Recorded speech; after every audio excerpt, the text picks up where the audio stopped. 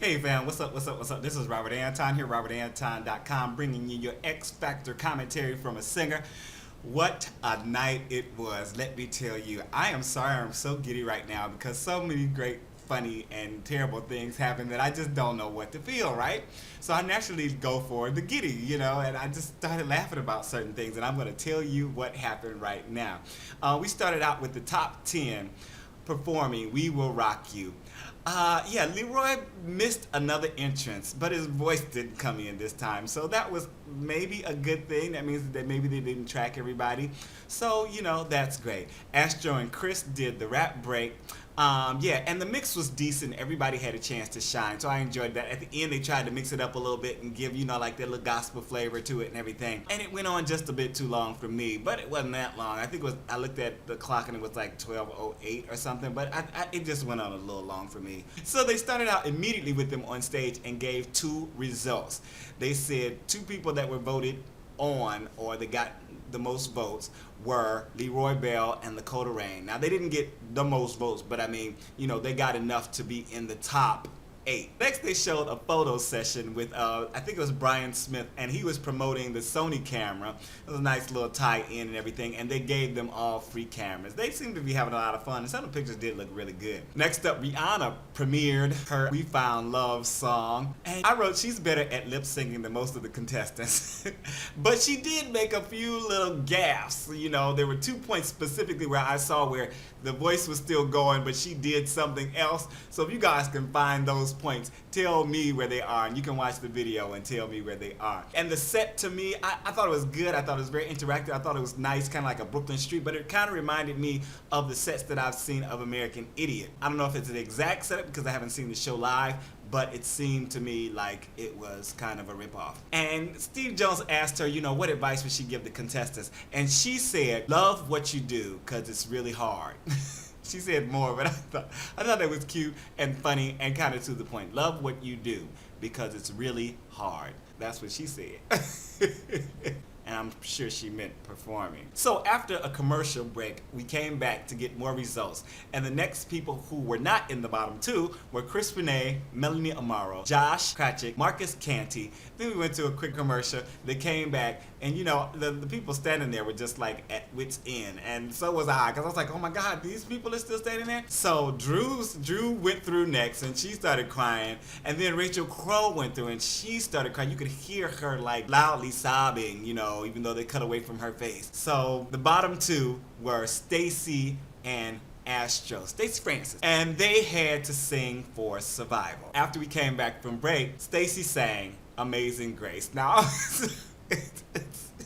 this is one reason why I was giddy, because, when things were going through my mind, and I've been to see like Showtime at the Apollo, and I've always heard and actually experienced 1 or 2 times that if you sing a gospel song on the live performances of Showtime at the Apollo, people are generally very nice. You can be terrible, but they won't get up and boo you and stuff. They'll be very nice. So I was thinking partially of that, but now I was thinking, why would she sing a gospel song? I mean, Amazing Grace of all things, we could have picked a better song to do, right? So I was giddy from here on to the end of the show. I was laughing and tripping out because the whole thing was just a mess all the way from here on out.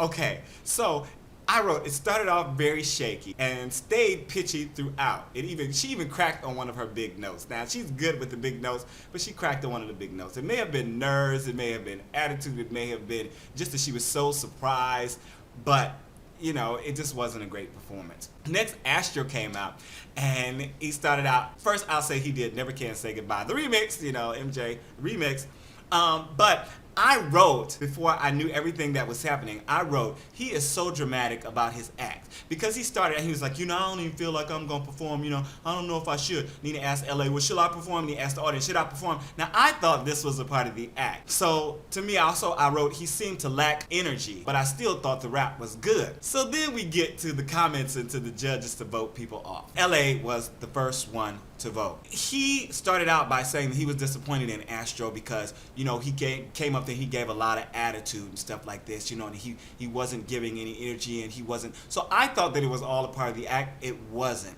it was really just him being basically a brat. And it was for many reasons. I'm gonna get into that in a minute. LA, of course, said, I'm gonna stick with my guy, and he booted off Stacy. Nicole came up next, and she booted off Astro. Paula came up next, and she booted off Stacy. So I thought there was gonna be a tie naturally. So Simon came up. He was talking to Astro, and he was saying, are you going to act like this if we put you through? You are disrespecting your mom, blah, blah, blah, and the other. And Astro started crying. And what he said really was, well, if America doesn't want me here, if they're going to put me in the bottom two, then I don't know if I want to perform for them. He was hurt. And it wounded his pride, I think. And, he's got tears and everything like that. And I kind of felt for him. But as a performer, no matter how young you are and you're up there on that stage, you need to be professional. You need to give your best every single performance. Who knows if he's going to be in the bottom two and go home next week because of his attitude this week. Yes, his pride was wounded. Yes, he felt hurt and all of this, and he's basically just kind of acting out and fighting back. And that is kind of the street natural kind of reaction to this type of thing, or to any kind of hurt or somebody rejecting you. But this is not the place for it, and this is not the stage for it. But Simon booted Stacy and kept Astro. He was lucky this time. So Stacy goes home, and I was just so giddy the whole time, because I think everything from the time when she came in and did Amazing Grace, I was laughing my head off and tweeting on Twitter. We were talking back and forth for like, would they save this person, would they save that person?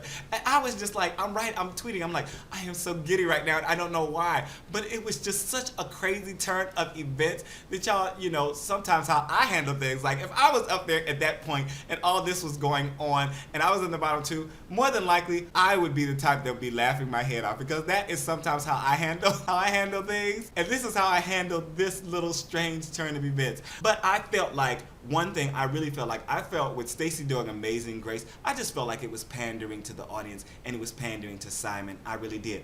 But on a good note, Stacy left like a lady, very dignified. She did not break down in tears, and begging. She had the whole audience silence. They were booing, booing, booing, that she was going home. And she said, listen, I really thank Simon and for giving me this opportunity at my age, blah, blah, blah, standing other, to perform on the Xfactor stage every week.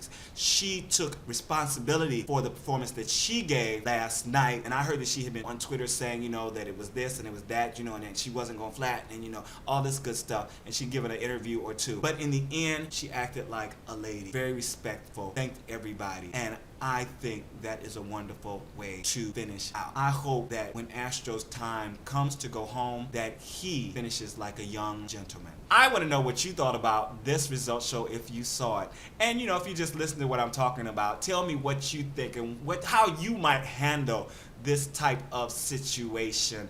If your pride was wounded and you were kind of hurt, would you shut people off, or would you cry? Would you be laughing like a maniac like me? Let me know. And again, next week the show is going to be on Tuesday and Wednesday night at 8 p.m. Eastern Standard Time because of Thanksgiving. Alright, this is Robert Anton. Make sure to check out my originals playlist and my So You Want to Be a Singer playlist. I'm out.